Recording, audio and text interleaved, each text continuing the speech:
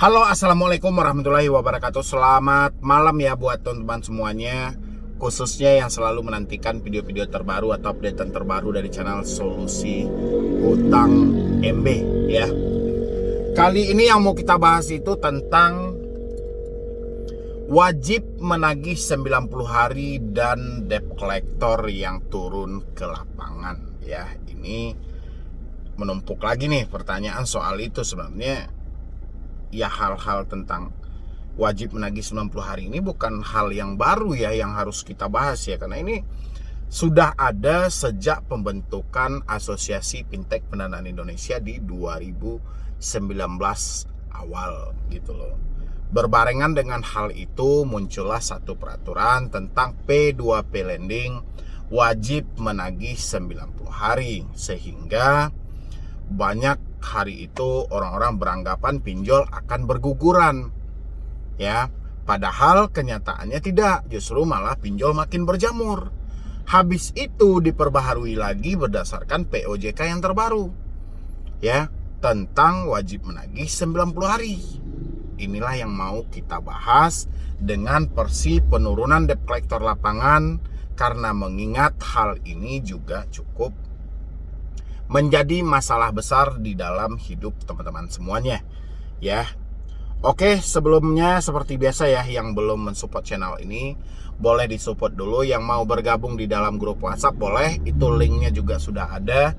Anda bisa bergabung secara otomatis ataupun secara manual juga boleh melalui nomor yang telah disediakan kalau memang Anda tidak bisa mengakses bergabung secara otomatis dari YouTube ya. Yang mau juga nanti misalnya Anda ingin lebih kayak mana ya soal permasalahannya, nanti bisa dikondisikan sama admin bagaimana, apa masih sanggup atau tidak sanggup lagi, nanti Anda bisa jelaskan biar kita bisa mengarahkan bagaimana seharusnya ya. Yang belum mensupport silahkan disupport dulu.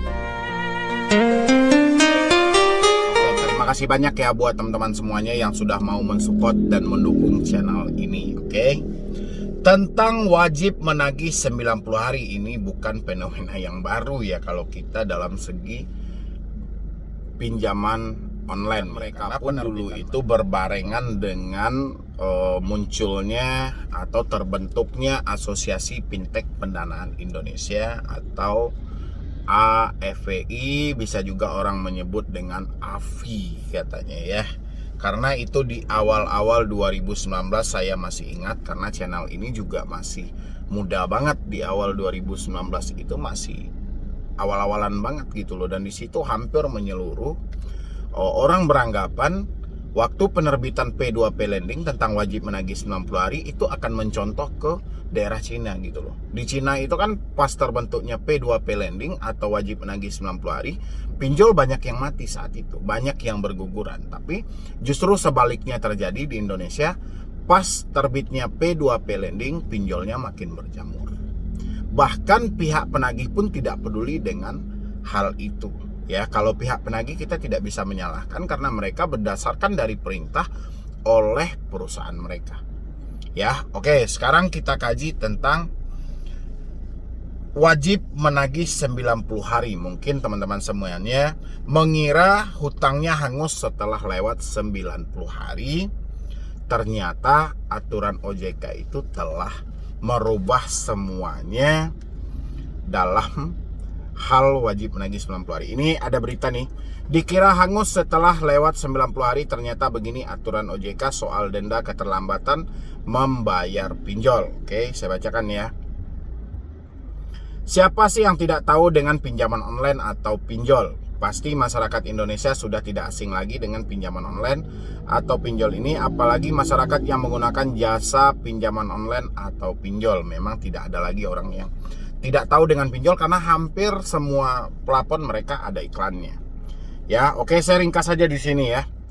Hutang ini akan mengungkap perihal hutang yang tidak dibayar lebih dari 90 hari. Pasti masih banyak yang mengira jika hutang pinjol akan hangus setelah lewat dari 90 hari. Hanya saja BI checking dan slick akan tercoreng dengan skor hitam. Itu artinya kita akan sulit untuk melakukan pinjaman di kemudian hari. Tapi ternyata pada peraturan soal denda keterlambatan membayar pinjol, makanya banyak yang masih ditagih meskipun sudah lewat 90 hari batas penagihan tertentu. Dalam POJK 10/2022, sebagai dasar hukum pinjol sebenarnya tidak mengatur secara eksplisit terkait tenggang waktu tagih penyelenggara pinjol ataupun ketentuan bahwa pinjol hanya boleh menagih dalam waktu 90 hari dan selebihnya hangus. Dan sudah saya bilangin, POJK telah merubah hal itu. POJK nomor 10/2022 ya, telah merubah hal itu. Jadi hutang Anda tidak hangus setelah 90 hari. Ya. Oke. Dilansir dari hukumonline.com, pasal 51 POJK 10/2022 mengatur mengenai level kualitas pendanaan atau kualitas penyaluran dana sekaligus janji jangka waktu pengembalian dana, yaitu lancar, dalam perhatian khusus, kurang lancar, diragukan, dan macet. Ini yang berdasarkan penerbitan peraturan OJK kemarin, bahwa si pihak pinjol disuruh oleh OJK untuk meranking masing-masing nasabah mereka. Ya, itu diperbolehkan oleh OJK karena memang itu yang dikhususkan, bukan ke slick atau BI checking lagi. Mungkin ke slicknya mungkin akan mengarah, tapi mungkin nggak semua pinjol. Ya, tapi untuk P2P lending itu disuruh untuk meranking masing-masing nasabahnya sesuai dengan pasal 51 POJK nomor 10 nomor tahun 2022, mohon maaf ya. Di sini disuruh merankingnya antara lancar, dalam perhatian khusus, kurang lancar, diragukan, dan macet. Oke. Kredit yang dikategorikan macet apabila terdapat keterlambatan pembayaran pokok dan memanfaatkan ekonomi pendanaan yang telah melampaui 90 hari kalender. Selanjutnya perlu kami ketahui bahwa pada dasarnya dalam ketentuan yang dibuat oleh AFPI atau API menetapkan larangan memberikan total bunga dan biaya pinjaman lebih dari suku bunga flat 0,8% per hari. Larangan tersebut disampaikan dalam Fintech Lending Otoritas Jasa Keuangan hal titik 11 yang berbunyi, biaya pinjaman diatur oleh Asosiasi Fintech Pendanaan Bersama Indonesia.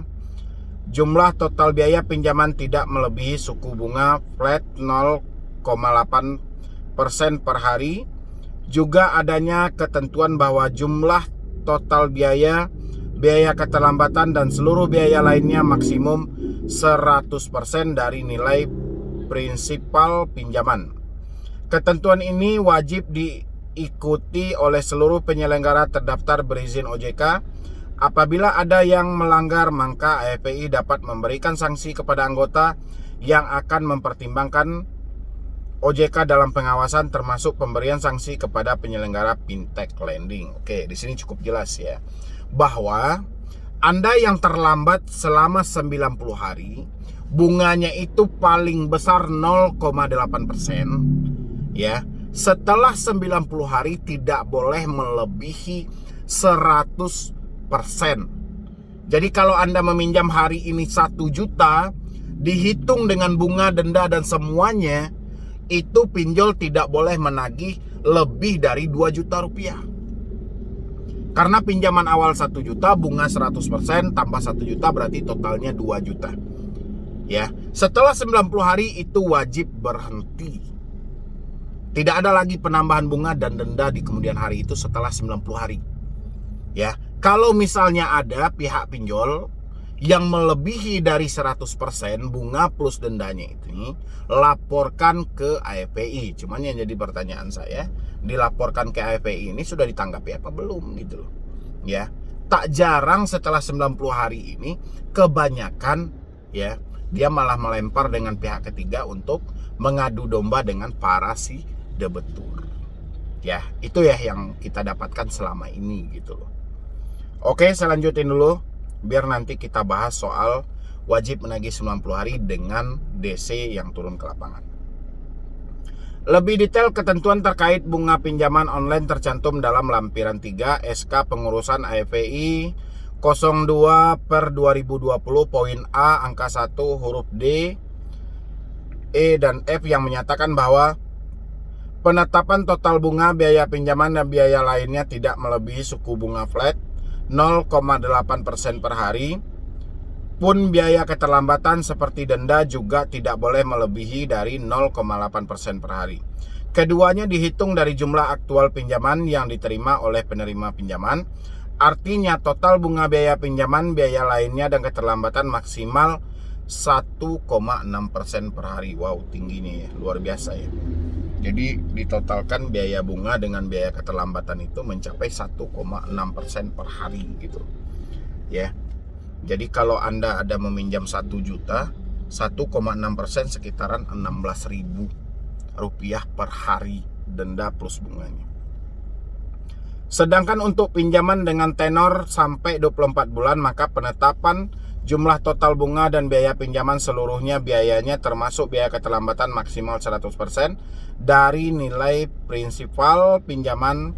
Pinjaman di atas 24 bulan, maka total bunga biaya lainnya keterlambatan maksimal 100% per tahun.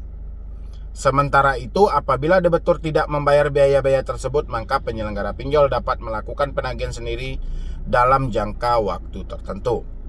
Terkait dengan tenggat waktu penagihan, hal tersebut juga diatur dalam lampiran 3 SK pengurusan AFPI 02/2020 poin C angka 3 huruf D yang berbunyi setiap penyelenggara tidak diperbolehkan melakukan penagihan secara langsung kepada penerima pinjaman gagal bayar setelah melewati batas keterlambatan dari 90 hari dihitung dari tanggal jatuh tempo pinjaman.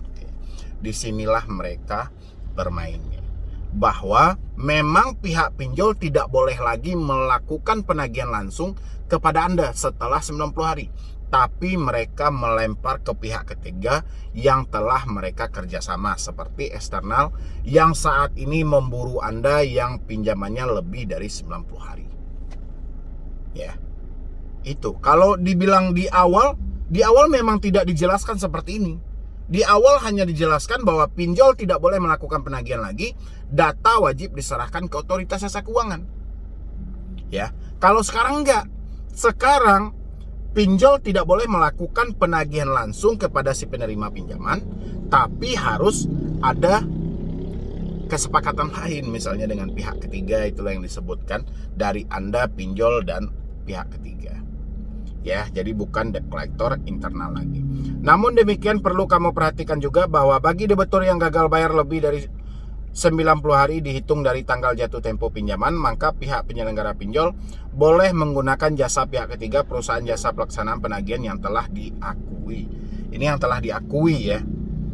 Adapun pihak ketiga penyelenggara jasa penagihan tersebut tidak termasuk dalam daftar hitam yang dikeluarkan OJK atau AFPI, serta dilarang menggunakan kekerasan fisik maupun mental kepada debitur. Selain melalui jasa penagihan dari pihak ketiga, penyelenggara pinjol juga dapat menunjuk kuasa hukum untuk mengajukan upaya hukum kepada debitur sesuai dengan ketentuan peraturan perundang-undangan yang berlaku. Dengan demikian, apabila hutang pinjol lewat dari 90 hari, maka penyelenggara pinjol memang dilarang menagih secara langsung. Akan tetapi bukan berarti hutang debitur hangus atau dianggap lunas, melainkan tetap wajib dibayar. Penyelenggara pinjol juga tetap bisa menagih utang debitur melalui pihak ketiga yang legal. Penting untuk diketahui bahwa terhadap kredit macet, penyelenggara pinjol dapat melaporkan ke OJK melalui slik OJK yang bertujuan untuk mengidentifikasi kualitas debitur atau kolektibilitas nantinya. Data debitur akan tercatat dalam sistem sehingga ketika akan mengajukan pinjaman di lembaga keuangan lainnya terdaftar pada OJK, maka debitur akan dinilai berdasarkan identifikasi kualitas tersebut. Misalnya terdapat kredit atau pinjaman yang tidak dilunasi dalam jangka waktu lebih dari 90 hari yang dikualifikasikan sebagai kredit macet, maka debitur akan dinilai dari hal-hal tersebut. Ya, sudah jelas? Ya, makanya teman-teman yang selalu bertanya kenapa pinjol melakukan penagihan setelah 90 hari. Peraturan sudah berubah sesuai dengan POJK yang pasal nomor 5 tadi, POJK 10/2022. Bahwa pihak pinjol memang tidak dibenarkan lagi untuk melakukan penagihan tapi mereka bisa tunjuk pihak ketiga yang telah legal dan resmi dari OJK. Yang pertanyaan saya, pihak ketiga mana yang sudah diresmikan, dilegalkan oleh OJK, yang OJK menjamin tidak akan terjadinya tekanan baik secara fisik maupun verbal? Ya, kayak gitu. Jadi kebanyakan pihak ketiga yang diajak oleh debt collector pinjol untuk bekerja sama kebanyakan tidak sesuai dengan aturan yang berlaku. Udah paham ya? Jadi tentang wajib menagih 90 hari itu sebenarnya sudah permainan belaka saja. Sekarang tentang debt collector yang turun ke lapangan. Seperti yang sudah kita bacakan tadi soal di beritanya, bahwa memang pihak pinjol boleh menunjuk pihak ketiga mereka, bahkan kuasa hukum mereka. Ya, mau itu untuk mengunjungi debt collector ke lapangan ataupun ingin memproses sedebeturnya ke jalur hukum. Tapi yang lebih sering kebanyakan kita lihat, somasi memang berjalan, ya, kunjungan memang berjalan, tapi itu semua adalah tekanan untuk para sidebetur, ya, bukan sesuai prosedur yang berlaku, tapi lebih ke melakukan penekanan terhadap diri teman-teman semuanya. Tapi nggak perlu khawatir soal kunjungan debt collector. Debt collector mau pihak ketiga, pihak keempat, pihak kelima, tujuannya sudah jelas, itu melakukan penagihan terhadap diri Anda. Hal yang harusnya Anda lakukan adalah jangan sampai kepanikan atau kesetresan ketika Anda berhadapan dengan debt collector, itu malah terjadi. Kebanyakan saya perhatikan orang-orang selalu menunjukkan satu kelemahan ketika berkomunikasi dengan debt collector. Berita yang saya bacakan tadi itu sudah jelas kalau pihak pinjolnya memang boleh melakukan penagihan menggunakan pihak ketiga. Kalau misalnya tidak bisa, itu data diserahkan ke otoritas jasa keuangan untuk ditindaklanjuti atau diproses di dalam slik mereka untuk di ranking dari OJK-nya sendiri. Rankingnya itu nanti akan bervariasi, apakah ini nasabah bagus, kurang bagus, meragukan, hati-hati dan segala macam. Itu OJK yang menentukan soal selik Anda nanti. Untuk apa? Untuk Anda melakukan pinjaman di kemudian hari supaya menjadi patokan dasar bagi orang-orang yang mau memberikan pinjaman lagi kepada diri Anda. Ya, jadi saya pengen cuma satu aja, saya mengutip dari kata FEI tadi. Kalau misalnya ada, ya, OJK pun juga menyampaikan, pihak ketiga, ya, yang katanya legal telah diresmikan oleh OJK, yang memang telah terdaftar di OJK, coba teman-teman semuanya, ini mumpung masih di awal tahun 2023 ya, kita pengen melihat, saya juga butuh nanti dokumentasinya. Coba Anda minta para debt collector yang selalu turun ke lapangan untuk menunjukkan pertama kartu identitas mereka, ya, atau ID card biasa disebut, habis itu surat kuasa dari perusahaan mereka, habis itu surat atau sertifikat yang dikeluarkan oleh Asosiasi Fintech Pendanaan atau lembaga yang resmi ditunjuk oleh OJK, ya, sertifikat penagihan mereka. Coba Anda minta 3 hal itu aja lah. Ya, saya pengen tahu gitu loh, apakah memang debt collector yang turun ke lapangan ini sesuai dengan kriteria yang telah disampaikan OJK. Karena OJK ini terlalu banyak aturan, terlalu banyak rumus-rumus yang mereka munculkan. Pada dasarnya di lapangan prakteknya tidak seperti itu gitu loh. Tadi kan enak banget OJK membenarkan bahwa pihak pinjol boleh menggunakan pihak ketiga, bahkan menunjuk kuasa hukum mereka untuk melakukan somasi ataupun menagih kepada si debetur, tapi dengan catatan pihak ketiga yang telah dilegalkan. Ya, kan itu katanya. Jadi saya pengen tahu juga dari teman-teman semuanya untuk yang berada di lapangan, jangan takut, jangan khawatir lah soal itu gitu loh. Walaupun Anda saat ini tidak ada uang, tidak mampu bayar atau tidak sanggup bayar dan lain sebagainya, yang penting Anda nggak perlu takut dengan kunjungan debt collector. Ya, coba Anda minta yang tadi, identitas mereka yang jelas, surat kuasa penagihan dari perusahaan pinjol, habis itu sertifikat yang telah dikeluarkan oleh Asosiasi Fintech Pendanaan atau OJK, atau dari sertifikat yang memang telah ditunjuk resmi oleh OJK untuk mengeluarkan hal itu dari segi penagihan. Ya, karena kita perlu bukti juga, karena itu terlalu banyak email yang dikirimkan oleh teman-teman semuanya, ada kunjungan dari sini, kunjungan dari sini. Saya tanya, mana buktinya? Anda sebelum berkomunikasi dengan orang itu sudah menanyakan ini. Lupa bang, ini yang perlu diingat ya. Coba ditanya, karena ini hutang piutang ini soal privasi, kita nggak mungkin berbicara soal hutang piutang kalau bukan dengan orang yang bersangkutan. Ya, Yang penting teman-teman semuanya nggak perlu takut dan nggak perlu cemas. Kalau misalnya ada pertanyaan silahkan isi di kolom komentar. Kalau nggak bergabung aja di grup WhatsApp saya. Nanti saya bisa arahkan Anda lebih detail lagi. Di situ kan sudah jelas ya. Jadi tentang wajib menagih 90 hari jangan pernah Anda tanyakan lagi. Dan jangan beranggap bahwa wah ini pinjol menyalahkan aturan bang. Ini pinjol menyalahkan aturan. Memang sejak awal penerbitan wajib menagih 90 hari ini tidak satupun pinjol yang mentaati sampai ada perubahan dan sampai ada pengeluaran POJK yang terbaru detik ini. Ya, jadi jangan bilangin, wah debt collectornya turun bang, udah 6 bulan. Saya masih ditagih bang, udah 1 tahun. Jadi kita anggap hangus. Ya, jadi jangan tanya lagi soal wajib menagih 90 hari. Perbaiki diri kita masing-masing. Kalau mampu bayarkan, kalau tidak mampu ya abaikan saja. Ya. Dulu dari saya, Medi Broni. Wassalam.